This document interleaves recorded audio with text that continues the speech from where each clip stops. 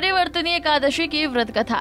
धार्मिक मान्यताओं के अनुसार चतुर्मास के दौरान इस दिन भगवान विष्णु करवट लेते हैं। इस दिन युधिष्ठिर भगवान से बोले कि भगवान, मुझे अति संदेह हो रहा है कि आप किस प्रकार सोते और करवट लेते हैं तथा किस तरह राजा बलि को बांधा और वामन रूप रखकर क्या क्या लीलाएं की, सो आप मुझे विस्तार से बताइए।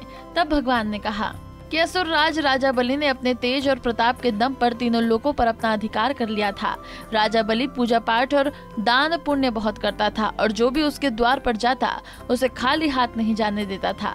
भगवान विष्णु ने राजा बलि की परीक्षा लेने के लिए वामन अवतार लिया और उसके महल में गए जहाँ यज्ञ हो रहा था।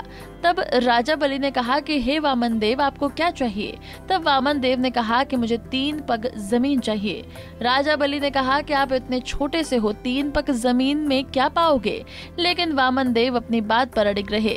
तब राजा बलि ने 3 पग भूमि देने का वचन स्वीकार किया। तभी वामन देव ने अपने विशाल स्वरूप में 2 पग में पूरी धरती और आकाश नाप लिया था और तीसरा पग कहाँ रखें ये सोच रहे थे।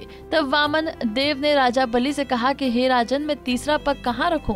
राजा बलि ने कहा कि हे वामन भगवान, आप अपने तीसरे पग मेरे सिर पर रख दीजिए, क्योंकि असुर राज राजा बलि पहचान गए थे कि भगवान विष्णु वामन देव का रूप धारण करके आए हैं।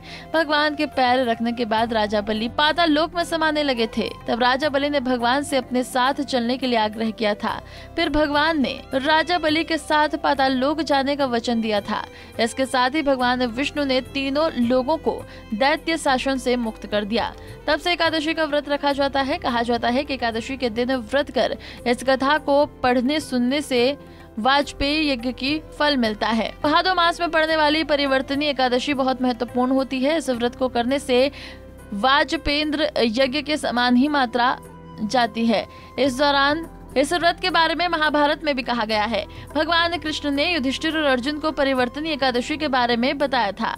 इस दिन भगवान विष्णु की वामन और माता लक्ष्मी की पूजा अर्चना की होती है। मान्यता है कि इस व्रत को करने से आपकी सभी मनोकामनाएं पूर्ण होती हैं। साथ ही साथ धन की कमी भी नहीं होती है। साथ ही जो भी इंसान परिवर्तनीय एकादशी की कथा को पढ़ता या सुनता है उसके सभी पापों का नाश होता है। कुंडली टीवी डेस्क से प्रिया शर्मा की रिपोर्ट।